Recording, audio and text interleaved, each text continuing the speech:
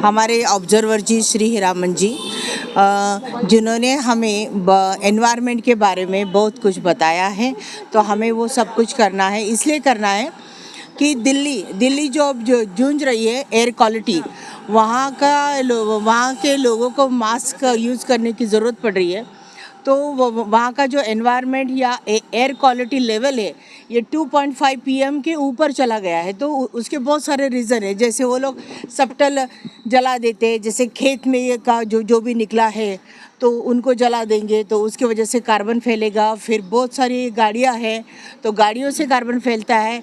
और फिर जैसे अभी दिवाली आई है तो दिवाली में हम लोग एक शपथ लेते हैं, औत लेते हैं कि हम लोग फायर नहीं जलाएंगे। फायर यानी वो फटाके फायर क्रैकर्स हम लोग नहीं जलाएंगे। इस तरह से नहीं जलाएंगे कि क्या सभी जगह आग लग जाती है। और मुंबई में बहुत सारे इंसिडेंट ऐसे होते हैं because of fire sir, because of fire. जो हम जलाते हैं पटाखे, जलाने में तो बहुत मज़ा आता है, मुझे भी मज़ा आता है वो फोड़ने में, लेकिन हमारे हाथ जल जाते हैं, फिर ऐसे उड़ के कहीं तो आग लग जाती है। तो हम फायर नहीं जलाएंगे। जैसे पंजाब में सब्टल जलाते हैं, हम फायर नहीं जलाएंगे। तो हम बच्चों को पैसे नहीं देंगे कि आप वो खरीदें। अगर हम इस पर अगर कंट्रोल कर सकते हैं तो हमारी जो परिस्थिति है दिल्ली के जैसे नहीं होगी। करेक्ट बोल रही हूँ ना सर? दिल्ली में अभी जो भी चल रहा है, लोग मास्क यूज़ कर रहे हैं और पोल्यूशन इस तरह से बढ़ रहा है कि रहना मुश्किल है। तो हम लोग अगर कंपैरेटिव स्टडी करते हैं दिल्ली और मुंबई के बीच में, तो मुंबई हमारा थोड़ा सा, हम लोग थोड़े से पीछे है। और इस वजह से क्या हो रहा है कि ग्लोबल वार्मिंग की वजह से देखो आप अभी 8 बज रहे हैं लेकिन धूप कितनी है, कितनी गर्मी हो रही है, ये बिकॉज ऑफ ग्लोबल वार्मिंग। फिर शाम को बारिश आएगी, दिन में बहुत सारी धूप होगी, तो ग्लोबल वार्मिंग। अभी ये ग्लोबल वार्मिंग किस तरह से बढ़ता है तो कार्बन बढ़ रहा है। और शहरों में कार्बन किस तरह से होगा तो SO2 होगा। जैसे हम गाड़ियाँ चलाते हैं, वहाँ से जो भी गैस निकलता है उससे पोल्यूशन फैलता है। फिर हम लोग देवनार होगा, डंपिंग ग्राउंड में जो जलाते हैं उसके ऊपर प्रोसेसिंग नहीं करते हैं, उसी वजह से भी एयर पोल्यूशन बढ़ता है। तो मुंबई वालों ने अपनी जान बचाने के लिए, अपनी लिविंग स्टाइल या लाइफ एक्सपेक्टेंसी बढ़ाने के लिए क्या करना है तो पोल्यूशन के ऊपर कंट्रोल करना है।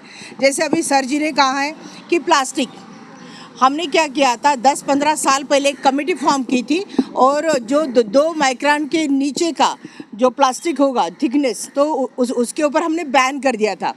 वो तो सब सरकारी चीज़ें होती है, लेकिन जब तक लोग उसका इस्तेमाल नहीं करेंगे, जैसे शॉपकीपर है, दुकान वाला है, उससे हम कहेंगे कि भैया जी हमें वो प्लास्टिक की थैली मत दो, हमें वो कपड़े की थैली, हम खुद घर से लेके जाएंगे कपड़े की थैली, उसमें हमारा भाजी वगैरह वगैरह जो भी होता है वो सब हम ले जाएंगे। इस तरह से हमारी छोटी छोटी आदतों का अगर हम सुधार सकते हैं तो हम बहुत कुछ कर सकते हैं। दूसरे सर जी को मैं बताना चाहूँगी, सर हमारी रोड चौकी है, रोड चौकी में हमने बैंगन उगाए हैं, भिंडियाँ उगाई है, आपको हम लेके जाएंगे। और बहुत सारे 70 पेड़ लगाए हैं केले के, और उसमें केले भी आए हुए हैं। तो जितना हमें जगह मिलती है उसको हमने कोशिश की है अच्छी तरह से ब्यूटीफाई करने की। तो हमें क्या करना है, ग्लोबल वार्मिंग से बचने के लिए मुंबई की इस तरह से परिस्थिति होने वाली है कि जैसे दुबई है, दुबई में 50 डिग्री के ऊपर ये होता है टेम्परेचर। तो अगर 50 के ऊपर टेम्परेचर होगा तो हमें घर से बाहर निकलना मुश्किल हो जाएगा और हमें सबको AC का इस्तेमाल करना होगा। अगर हम चाहते हैं कि हमारा जो ये है रेगिस्तान ना बने, हमारे मुंबई रेगिस्तान ना बने, तो हमें प्लास्टिक को अवॉइड करना है, कम से कम गाड़ियों का इस्तेमाल करना है, पब्लिक ट्रांसपोर्ट सिस्टम जो है उसे हम अच्छे से यूज़ करना है, मैक्सिमम यूज़ करना है।